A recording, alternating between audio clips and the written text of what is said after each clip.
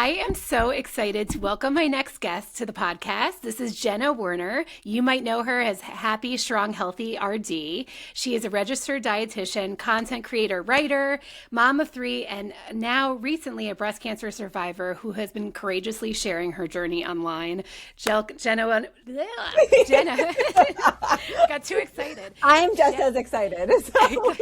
Thank you so much for coming on the podcast. Oh my gosh, thank you for inviting me. It feels like a dream. I actually haven't shared this story on a podcast yet, and I'm like so grateful for your time and being able to do so, because I just feel like there's so much more to say than short form content allows.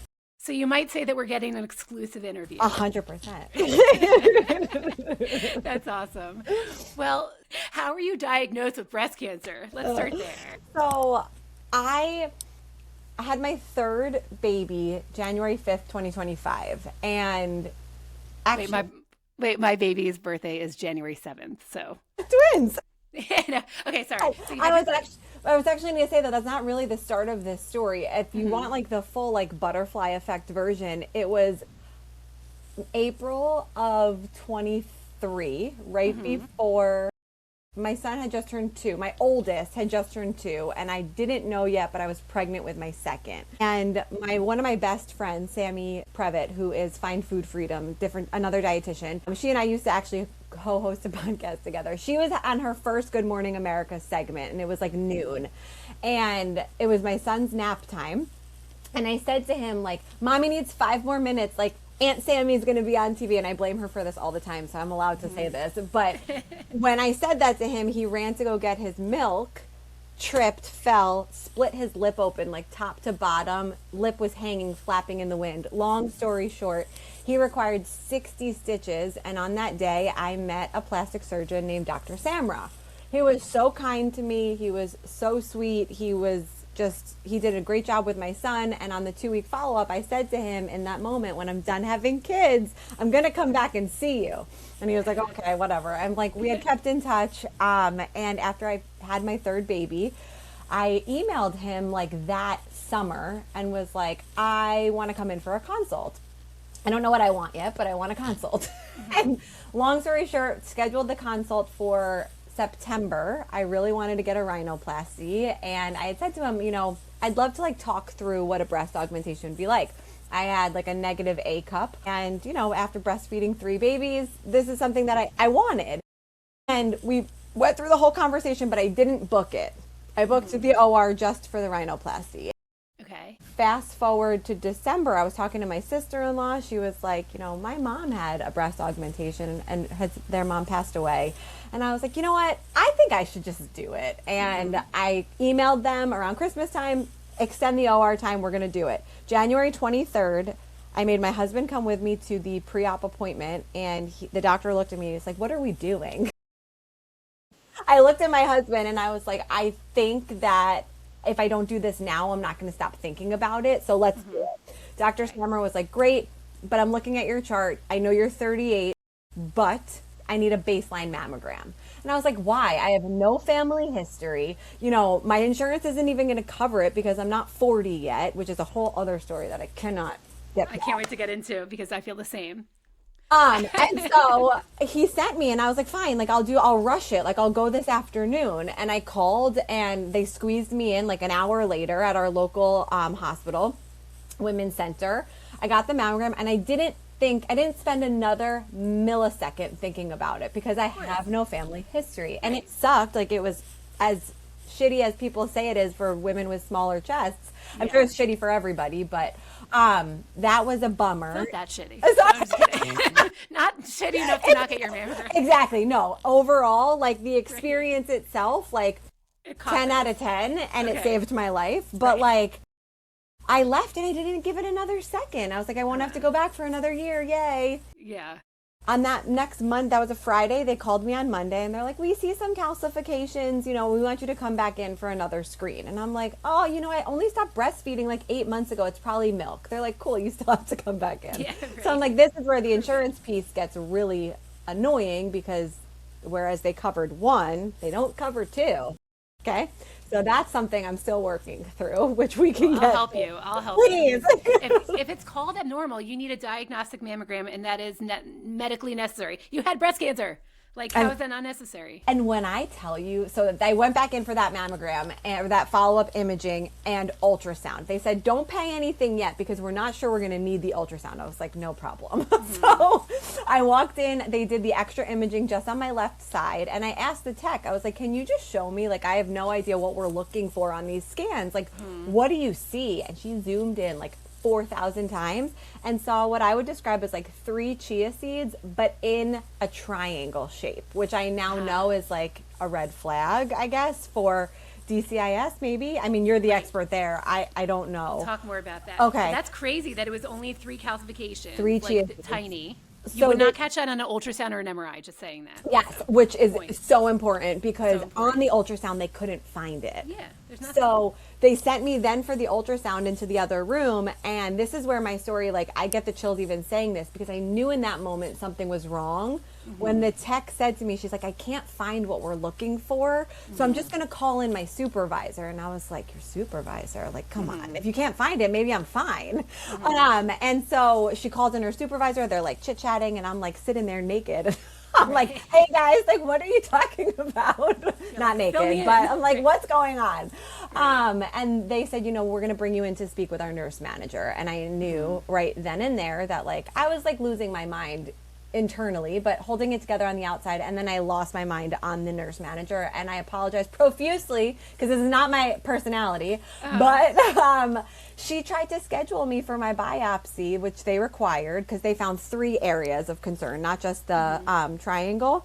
Yeah. She tried to schedule me for that biopsy a full month later. So this was January 29th. They told me February 27th was the first available, which I understand busy. This place is packed all of the time, but I was freaking out in that moment. And I remember what she said to me then was like, it hit me because I already felt this like shame about the choice that I had wanted to make to do something for myself as a mom. We don't often get those choices. It was an extreme choice to begin with. And she looked at me and she said, I know you're disappointed because this is going to cancel your surgery, because my surgery was supposed to be the next week. And I said to her, I was like, I'm going to stop you there. I am not disappointed. I am effing terrified because you're telling me that I may or may not have cancer, and now I have to sit with my thoughts for a month. Right. like Yeah, that's what? too long to wait. Right? Yeah. So I called my physician, and he was like, no, I will see what I can do to get you on a wait list, whatever else. And grateful to everybody involved in this story and everyone up above. He got me in the next day. And then I went in for that biopsy. The radiologist was an angel on earth. I mean, she was so kind and so thorough and talked me through the whole thing. I was as calm as I could possibly be, which I'm proud of myself for, because laying on that table and being so still is like not easy. But in that moment, I just remember after the biopsy was done, it was like an hour and a half. They took a bunch of samples from my chest. I was bleeding a lot. So I sat with that same nurse manager, and I had already apologized to her. We held hands, we hugged, we cried, all of the things. We bonded, we trauma bonded, like really big. And she was holding compression to where it was bleeding for me, and we were chatting for like a while. And when we sat there, my chart alert popped up that I had lab values back from just my general practitioner lab appointment the week before. And I was like, oh, let's look at my labs together. And like, we saw like abnormal, my cholesterol was high. That's a story for another day.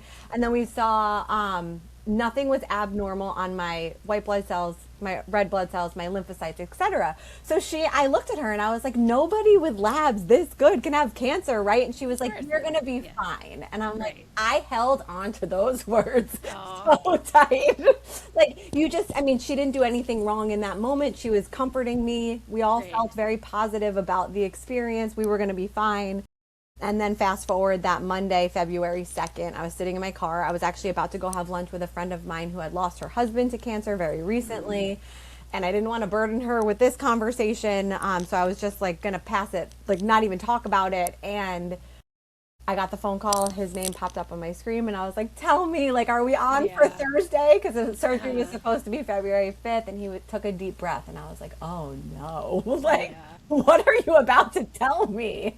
I really, like, cancer was not even in, I know this sounds like so selfish, No. but it wasn't in my train of thought.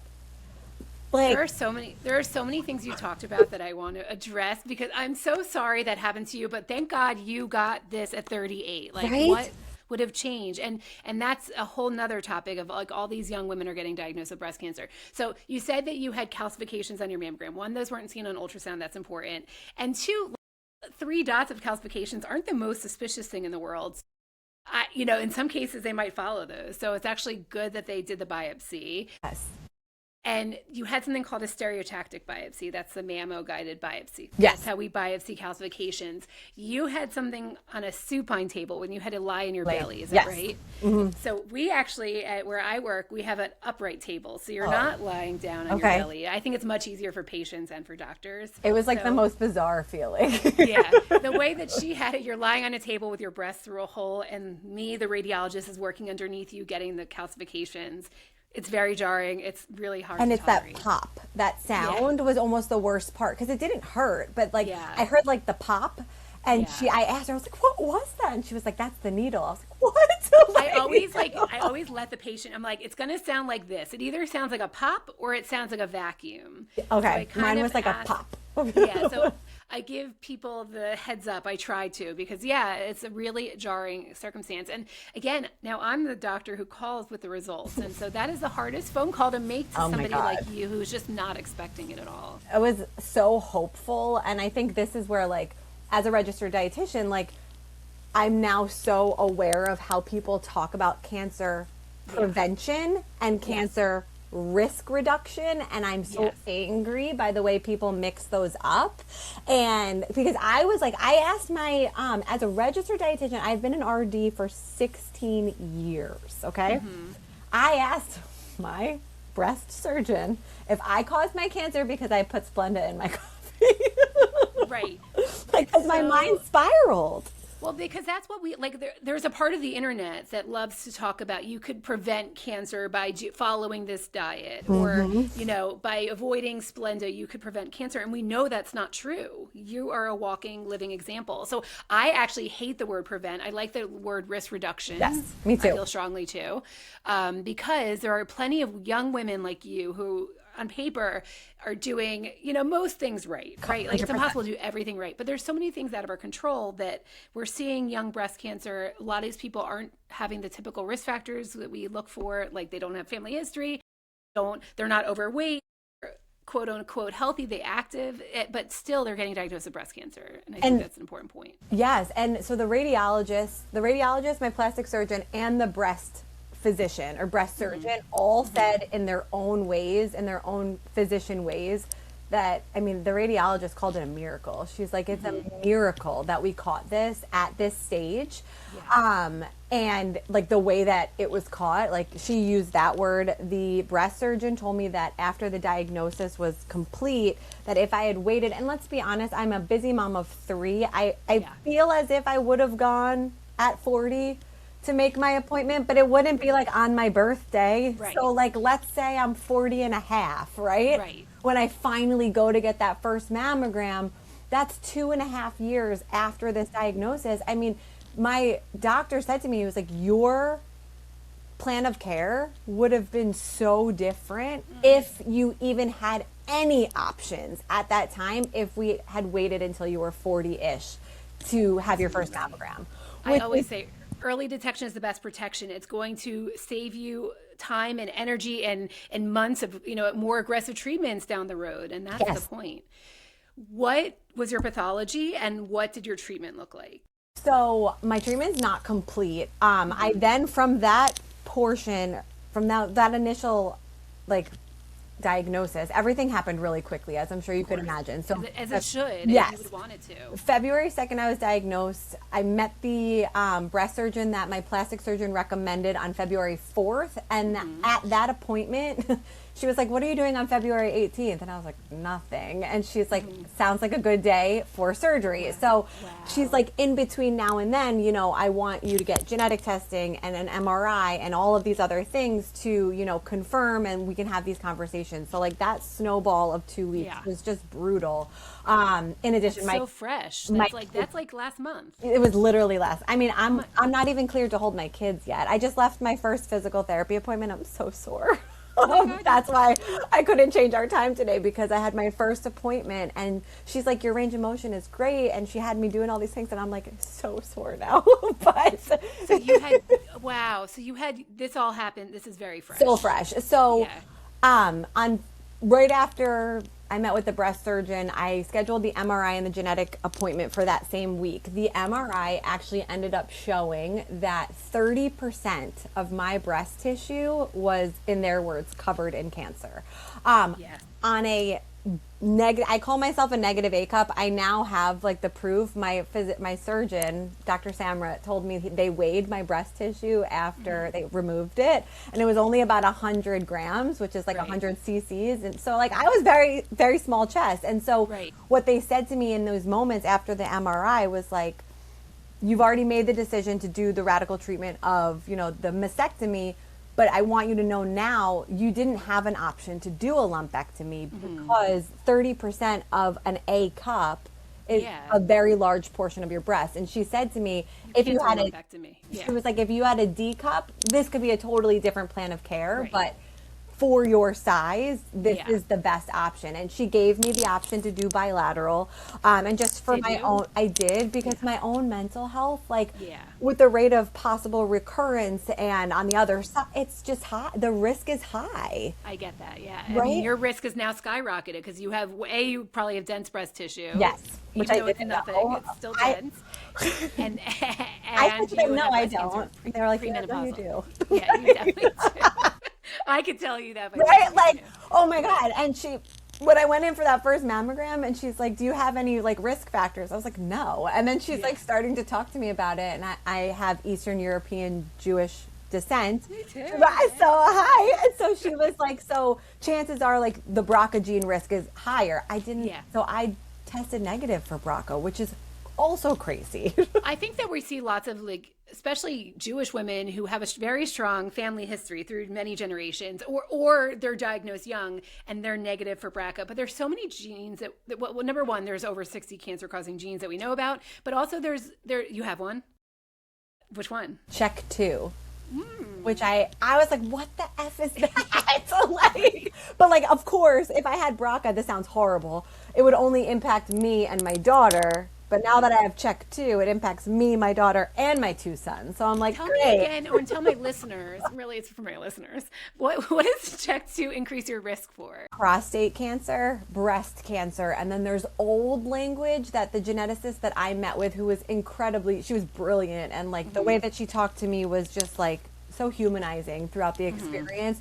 She said there are people who still associate risk to colon cancer with this gene, but that's technically old language. But you're going to get a colonoscopy. But she was like, when this is all done, you should go get a colonoscopy. I'm like, great. I can't wait.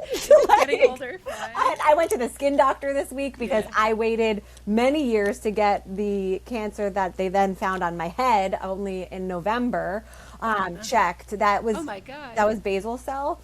So then I had to get like repeat skin checks every 6 months. So this was my last one, and I was like, please don't give me any bad news. He was like, you did great this time. And I was like, my great. cup is full. I went for my pap smear before I had my surgery because that was due also. And I literally called their office. I was like, I understand you guys take your time with the results. I get it. I know you're busy. I am having a double mastectomy in 2 days. And if you don't tell me that I'm clear, I'm going to lose my mind. They're like, you're fine. You don't have cervical cancer. I'm like, great. Thank you. Like, that's so funny. Okay, wait. So did you have on the biopsy? Did you have DCIS or did you have invasive? I had DCIS. I can actually pull it up, but I had DCIS in 3 different areas. It turns out it was in 9 out of 17 ducts. Wow. So it's multicentric. So that's where that means it's in different quadrants. So you're not a good candidate for a lumpectomy, especially if you have an A cup.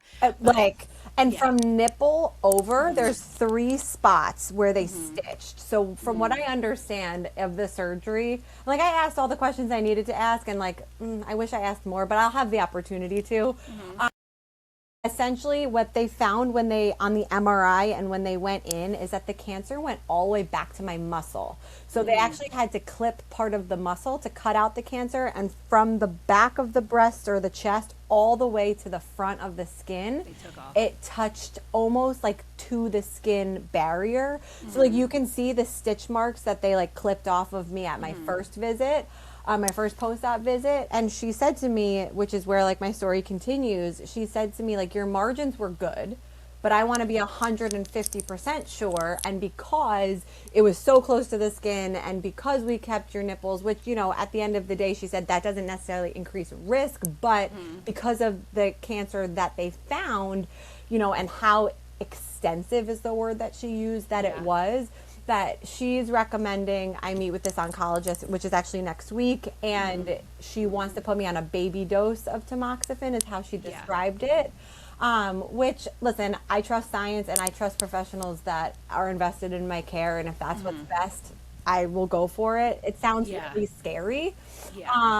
But if this is going to make me be here for my kids, like I'm not going to double question it. That's just absolutely. Have you seen a radiation oncologist and an oncologist as well? Like, did they talk about, because sometimes when you do a mastectomy, but it's close to the chest wall or the skin, they might add on radiation as well or chemo. So they have, I'm positive that we'll have that conversation next week because my lymph was clear and it was confirmed non-invasive. They said no chemo and they said likely no radiation, which I'm grateful for. But, you know, until I meet with this next round of professionals, I can't say anything for certain. Yeah. I would also get a second opinion. And I think this is a good lesson for everybody. It's no offense to your team. It's like just to make sure that you asking to radiation oncologists who both agree that, because breast cancer treatment is a very individualized approach. It depends on you, your age, your type of breast cancer, the hormone receptors. So it's a really important lesson to anyone listening. Like, there's going to be different ways to treat it, but you're trying to make it the best for you personally. So you just want a team that you trust, and it's okay to get second opinions. It doesn't offend your team. Yes, I think that's really important to share, because even my plastic surgeon, who I wasn't getting a second opinion on anything from that perspective, he said to me, he was like, this is the breast surgeon that I love and that I work with often and I trust, but if you don't like her or you don't like what she has to say, you know, I have a whole list of others. And I love that he shared that with me because, you know, I don't know that everybody does. And I ended up just like the minute I met her, I felt very safe, and she spent time talking to me and like just made me feel, you don't need it. You don't, made me feel so supported. And so like that was a done deal. But with this guy who I'm seeing next week, like I have no ties to him. He was just recommended through this process. And so I'm definitely going in with caution because I think as somebody who knew nothing about breast cancer prior to this experience, like I would have thought, Dr. Robyn, that the mastectomy was the most radical choice, and that was the end of the conversation. And I previously thought the surgery was going to be the hardest part, and it has proved me so wrong. Like I don't even know how else to say it. Like everything that has followed has been harder personally for me. And it's also like, as you said before, every breast cancer case is different. I mean, not everybody that gets diagnosed will have 3 babies at home. Like I have who, you know, rocked their world. Like I still can't be alone with them because I can't lift the baby. She's not walking. So like, for example, my husband teaches yoga, and on Friday mornings at 7 a.m., my dad had to come over this out of her bed. Right. The children element is another huge element for both sides, meaning if you don't have kids and you get diagnosed young, then you have to talk about fertility preservation in that 2-week period in between diagnosis and, you know, treatment. And that is a whirlwind. That is like the most jarring thing. And going to a fertility clinic as a a new breast cancer patient that doesn't have kids or a partner is its own level of, so I can imagine how heartbreaking that is. Yes. And then if you have children, it's another added element of, talking about this with young children. How did you tell your children? So my aunt actually sent me 2 books, like Mommy is Going to the Hospital and Mommy has a boo-boo, maybe? Wait. I got to get something for you real quickly. And then I just saw your book, and I'm like, why didn't I buy this? I was like, excuse me. Yes, I'm like, I need this book. I'm going to send you this book, okay? So tell me how you told your kids, because I have a page in my book, Everyone Has Boobies, that talks about this. Oh, Can I Yes, please. Can you read it? It says, but boobies can get boo-boos and have a scar too. My mommy's boobies have a scar. My daddy's have one too. But if boobies get a boo-boo, there are things that doctors can do. They can find it, they can shrink it, they could fry it, they could freeze it, they could cut it, they can cure it, and make that boobie boo-boo go bye, bye, bye. That's me. That's amazing.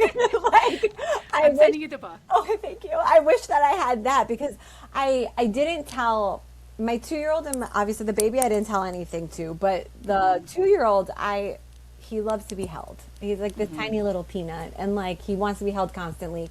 And so we practiced that. Like, let's practice. Mommy's gonna have a boo-boo starting next week. Let's hold hands. So like we really practiced that, and I started like drilling that into his head. He's become so close with my husband, which is amazing, but like so sad for me to see, because he was like mine. Yes, and so that is. I know, and that was really hard. And then with my oldest, I explained, that I had a boo-boo, that mommy was going to go to the hospital, daddy was going to be there to help me, and that I wasn't going to be able to hold him for a while. I was going to be sleeping in a recliner. Like, we went through like the whole thing, and my parents really got him involved in like that prep work, which was really awesome, as I was in a million appointments and just out of my mind manic. And also all 3 kids had ear infections and colds and everything those 2 weeks in between. And then everybody got the stomach flu from my surgery date to 2 weeks after. So that was fun. But that conversation was really tough. And then I actually had my son's like pre-K conference yesterday, and I told his teacher, because I'm like, I'm confident he's going to act out, or like behaviorally we'll have some issues. I'm not able to drive him to school for the next couple weeks. I won't be doing his bedtime or wake up or breakfast. All of our routine is just shot. And like I do pick up every day, and like I couldn't obviously do any of these things. And so I made her aware of that. She's an absolute angel. And she told me at his conference yesterday, she was like, I have to tell you, like, he was having accidents. Like, it was horrible. But she said to me, I really noticed a huge change in him for the better once you were able to drive him to school again, which is just like, it like breaks my heart, also like heals my heart in the same way, because he's such an empath that just like, he knew I was hurting so bad, and he was certainly acting out, but he was also like really helpful with our other kids. But to hear that like she noticed a difference in him once I was kind of functioning a little bit more at about 2.5 weeks post-op, I would say. That's just like, it just goes to show you, like, there's just so much to it. They're so resilient though, and like I think they can handle more than sometimes we think they can, and like, so I do think it's important to have those conversations with their kids at their level, whatever they're able to understand. But you're going to be different. Things are going to be a little different around here, and it's important to explain that. Like, my husband had to get his classes covered and then his actual job covered. My parents basically were in and out for those first 2 weeks. My brother doesn't have kids, and my sister-in-law doesn't have kids, and one of my cousins doesn't have children, and they each spent a week in our house, which was like just so incredible. I'm so grateful. Like, the village aspect, I will never not that I ever didn't before, but like, if I ever hear of anybody going through anything ever again that I'm even remotely connected to, like, I will be there, because I couldn't have survived this past month, 5 weeks, without the village that I'm just so grateful to have. It's so, a support system is so important. If you don't have one in your immediate family, find friends, or there are resources or organizations that could help you as well. Yes. So did you ever get your breast reconstruction? So I still have my expanders in. These are not my favorite. They're like water balloons. Literally. They're like rocks. Like, Yeah. and yesterday I had one. I actually read on ChatGPT, and I'm sure you'll hate this, but I love ChatGPT. Yeah. My chat's like, hey, breast. That's amazing. Every time I ask mine a question, it says to me, do you want me to turn this into an Instagram reel or carousel? And I'm like, oh, thank you. But this one I asked, just like, give me like a timeline of what to expect, like post-op. And I remember reading that it said at 5 weeks is when people feel like their worst. Like there's a lot of highs, but like you start physically and emotionally feeling down from certain things. And I didn't really understand that because at the beginning of this week, I was like on a high horse. Yeah. Yesterday, I was wearing, so right now I'm wearing one of those zip up bras that has padding in it to like smooth out the look of the expanders. But yesterday I was wearing a connecting front compression bra, but it didn't have any padding. So it was just not unlined. And as I was going throughout the day, I kind of forgot that. And I was like, I have no sensation in my chest. And like, it just feels like these two rocks like sitting on my chest. And I'm like, and I would like touch. And when I touch right now, like I feel padding. So like that makes me feel better. But when I was like touching yesterday, I was like, wow, I can't feel that. And that like sent me into this like depression spiral of, you know, will I ever? And is that okay? And I know these aren't my permanent breasts, but this feels really hard. And, you know, I can see the skin like rippling a little bit from where it's being stretched and all of these things that this part of the process really weighs on you emotionally and physically. So next week's appointment is my 6th week, and then I basically have 6 weeks to like quote unquote live my life, and then my next surgery is May 18th, which from a perspective of I started this year in January making a vision board, and I had all of these like goals for myself this year mentally and professionally, and I wanted to run a half marathon and all of these things to live my life from like surgery to surgery and recovery to recovery is also mentally. I'm so grateful, and two feelings can exist, that this also really stinks. And it's a lot identity. It's a lot more than I expected. And it's like when people ask you like, how are you? I'm like, honestly, like today I'm okay. And like, I'm so happy to see you. But then they're like, they ask follow-up questions because it's almost like it's impossible for them to understand that I'm okay, quote unquote. But like, what other choice do I have? You're like, really? Like, how much time do you have? Right. And I'm like, I don't want to just talk about my cancer. Like, I'd love to talk about, you know, you or something else connected to you. I don't know. Like, you don't want to make it your entire personality, but like it's hard. But you're in the very fresh part, so you're like still figuring out your new normal, and I don't know that there ever is one, you know. Right. But it's hard to say right now because you're so in the thick of it. But like, how do you think it's made you a better person? Like your diagnosis. I think that from the perspective of, how do I even put this? I think like I said before, if there's ever a person in my circle who is not necessarily struggling, but needs extra support, like I will be there in a heartbeat. But from a vulnerability standpoint and the fact that I have a platform, which I'm sure my audience is so confused because like, do I talk about nutrition anymore? I don't know. I do, but you're like, none of it matters. Just do whatever you want. Even my doctor, because I stopped drinking alcohol, and my doctor was like, I was going away on this trip, and he was like, have a drink, Jenna. And I was like, really? Please. Like, he's like, have a drink. Like, you already had the cancer. I'm like, okay. You have to live your life and enjoy the life that you have. You also like, it's like a weird, and it's annoying that people are made to feel guilty about all these life choices. And you're like, does any of it really matter? You know, yes, there's a part of me that thinks it could, like, what if you were diagnosed younger or something? But like, you know, at the end of the day, you still had breast cancer. Right. And who knows how long I had it, which is my other question. Like, or how quickly it could have grown. All of the what ifs would like swirl my brain. But I think I feel this really strong connection and this really strong pull to do something with this diagnosis and to create change, create awareness for people. I've had countless number of women reach out to me and say, I booked my mammogram, I booked my skin cancer screening, I booked this, like, how do I get around it if I'm not 40 yet, but now I'm worried? And I'm like, let's chat. We'll figure something out. But like, I've had all this opportunity to really like make a difference. And that to me is like, it's so rewarding, and I'm so grateful for that opportunity. And in addition, you know, my immediate family, there's 4 other female cousins on this side of the family. I have 2 sides of the family. The one side proactively, half of them went and got genetic testing already, and one of them came back positive for this gene. You know, now so many people. Right. So now she went to get a mammogram. She's 35, you know, and we are waiting. She's still breastfeeding, so I'm sure that'll be like a little tricky, but she has a consultation with my physician. So like to discuss how she's going to be watched and so on and so forth. And like, again, she's 5 years away from being 40. Yeah. But now has this opportunity.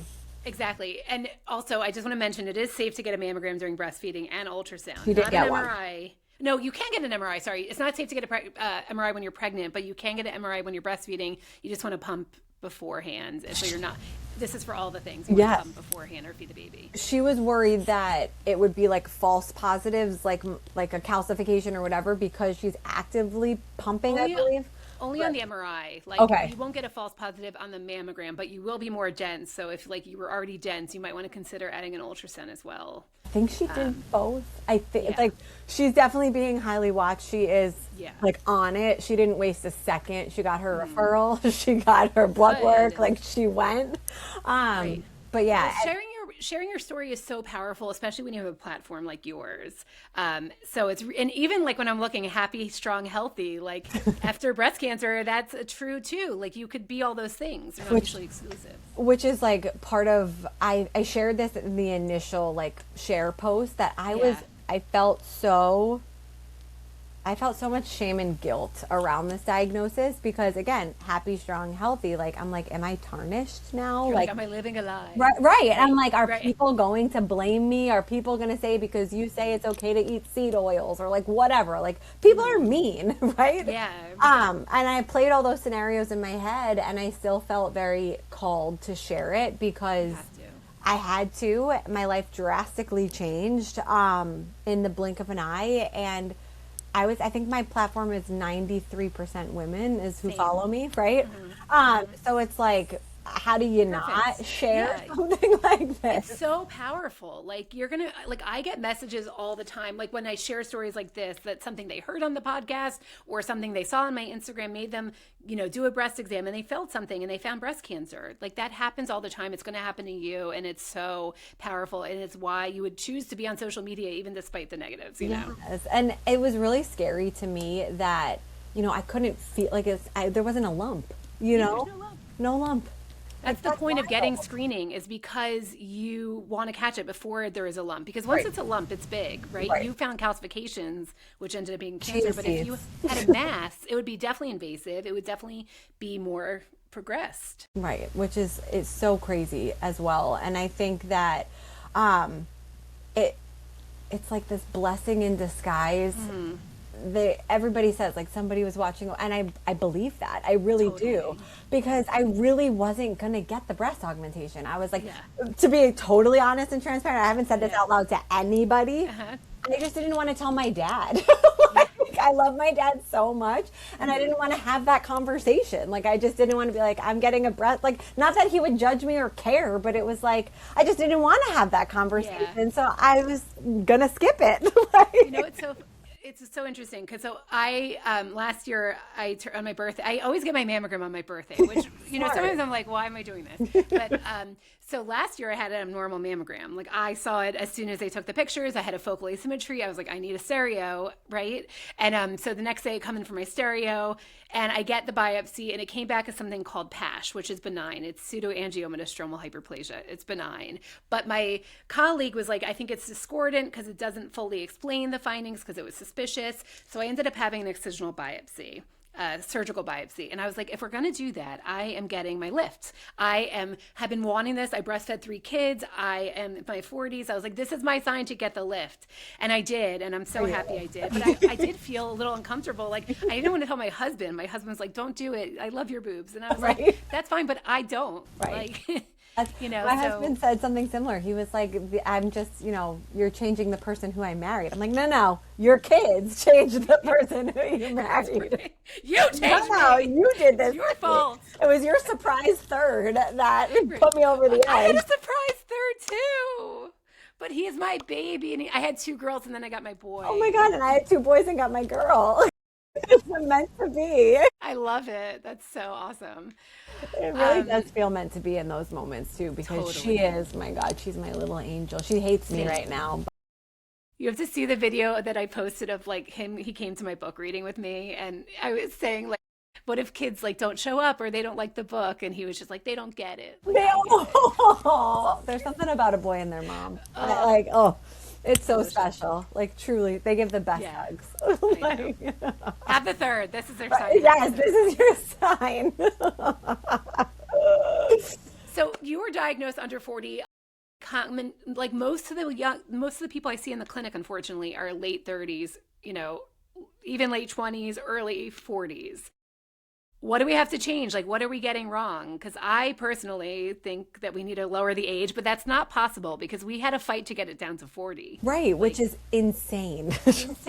Insane. And I think, here's the one thing that I will say, and I haven't shared this yet either, and I'll be cautious in how I share it because there might be correlation, there's no causation in anything that I'm about to say. But I think as women, we need to be really aware of our bodies, and we need to be really aware of things that subtly change. And I say it often that like if your body whispers and you listen to it, you'll never have to hear it scream, right? But as women, we are told constantly that like your symptoms or changes can be explained by being postpartum, by being pregnant, by being perimenopause, by being menopausal, by being postmenopausal, by having a hormones shifts, like a change in your period, whatever it is, you can explain changes like out the wazoo, right? But when I think about in hindsight, little tiny things that I was starting to notice over the months prior to getting this diagnosis, there were changes that I'm wondering in hindsight if I had asked the right people these questions, if I also would have found this that way, right? So I think... And then you're also blaming yourself. 100%, right? But we are gaslit. We are gaslit as women. Yes. Often. There's a great book by Dr. Elizabeth Coleman called All in Her Head. And it's about how we've been gaslighting women since the beginning of time. Right. And you really do have to advocate for yourself. I always say, your body breasts, like speak up if you notice a change. I have all these little puns everywhere. So good. But like, and again, like if you go to the doctor, you're like, something feels off, and they're like, it's just a cyst, don't worry about it. Like, unless you do imaging, you can't prove that. So I would say, how do you know it's not something more serious? Can we just like do an ultrasound or a mammogram just for fun? Like have that conversation. You should kind of get comfortable questioning our healthcare professionals, saying, I would just feel more comfortable if we just, did the age appropriate screening, which if you feel something that's off to you, we would start with an ultrasound under the age of 30, and at 30 and above, we would do a mammogram and an ultrasound. So it's easy to do an ultrasound. There's no radiation. Like if you're under 30 and you feel something that you notice a change in your breast that doesn't feel right, speak up, fight. Actually, another story is that my cousins who were about probably 10 or 15 years older than me, when I was in med school, my cousin Melanie, she always had like weird health problems. Like she would faint in different places, whatever. So one day she feels a lump in her breast, and she goes to get the ultrasound, or she got the mammogram and the ultrasound.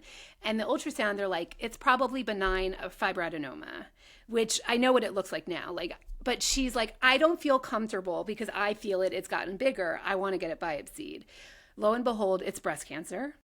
And then this was like, before the Angelina Jolie effect, before people were talking about genetic mutations.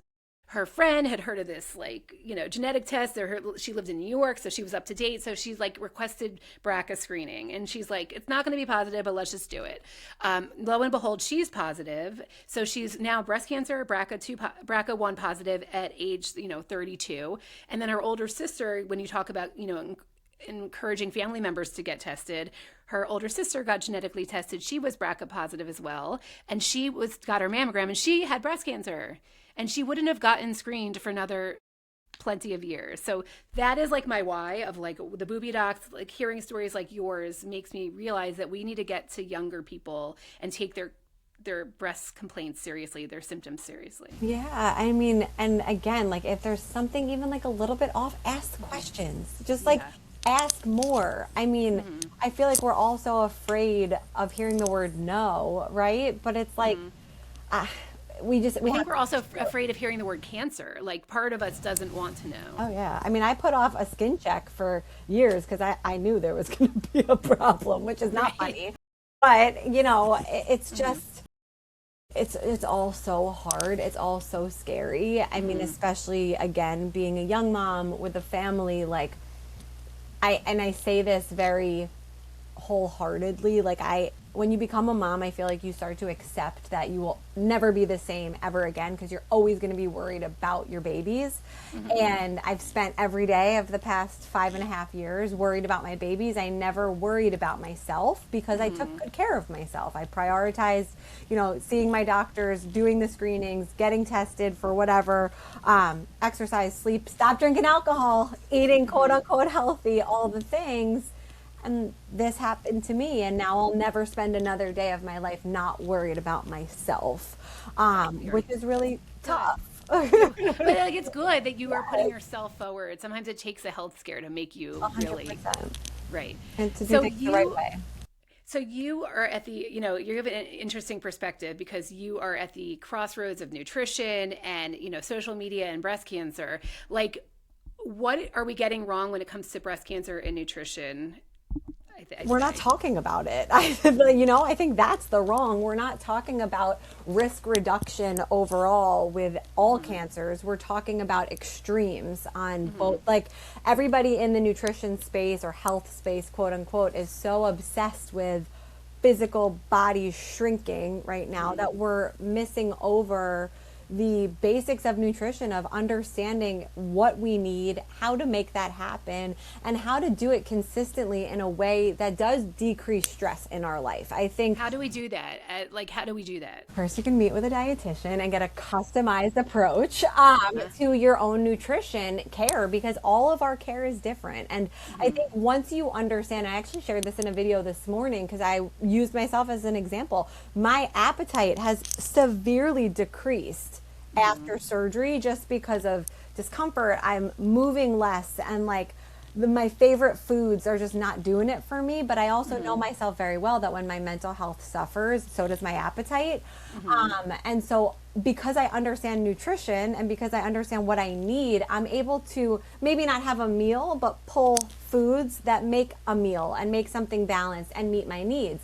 And I think if we can start looking at nutrition from the perspective of portions, preferences, and nutrition in general to find the balance that works for our lifestyle, our stage of life, our season of life, etc. We can simplify this process in a way where we can meet our needs and, do it consistently for the rest of our lives versus doing something for 30 days or doing a 2-week whatever, taking it to extremes that, I always tell people, if the way that you reach a goal is how you keep a goal. So if your goal is improved health and you do it in a way where you can't continuously do those things to keep your quote unquote health status, not that it's a waste of time, but can we maybe scale it back a little so it's something you can consistently continue to do to keep that result forever, whatever that case may be.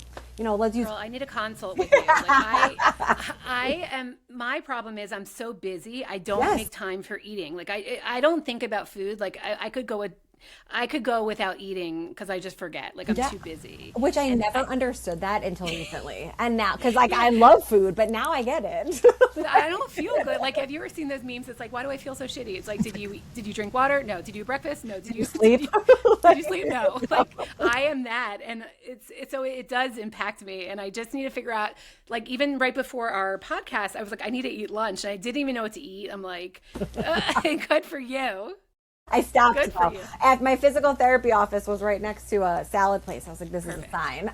Perfect. But no, I mean, this morning, for example, this is what I shared in my video. Like, I made an English muffin and I made eggs for the kids and me. And I took like one whiff of the eggs and I was like, no, like, I just couldn't do it. But I knew in that moment, if I just had that English muffin, like I was going to be, my blood sugars wouldn't be balanced. I was going to be full for 5 minutes and then stuck because I was driving a half an hour, so on and so forth. So it's like, okay, that's my carb.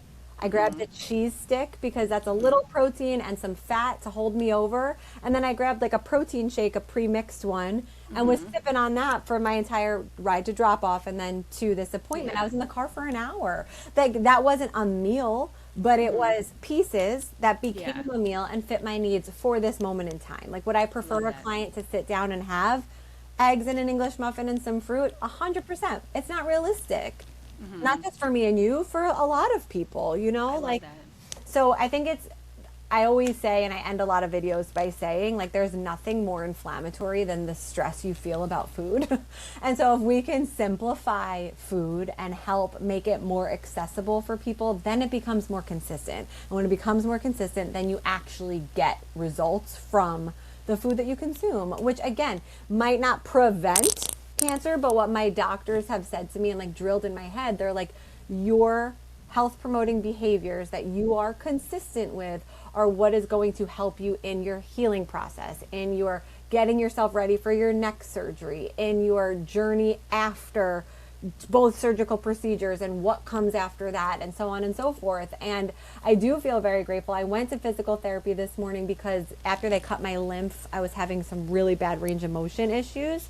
And the physical therapist this morning was like, I'm really impressed with your range of motion. I was like, oh my God, thank you so much. Like, I needed some news. Oh, I love that. Well, that was like the perfect way to end the podcast because you gave such good advice and you've been such an open book, and I appreciate you so much. Thank you for reaching out. I wish you the best in your healing journey, and I'm going to be following along. I know my listeners are. Where can we find you? So I am happystronghealthy.rd on Instagram and TikTok. And then I have a website with a blog. I share my entire story on that blog as well, with a bunch of recipes and things there. In addition to the information about our private practice, we do take insurance. We'll save that insurance conversation for another day, but most people, depending on your state and your plan, have a minimum of 3 nutrition sessions fully covered. So it's could be completely free for you, and that website is happystronghealthy.rd.com. And right on the front page, you'll see the insurance piece and then all the other information that you might need about me. Well, I am setting up an appointment right after we get off this. Thank you so much. Love you.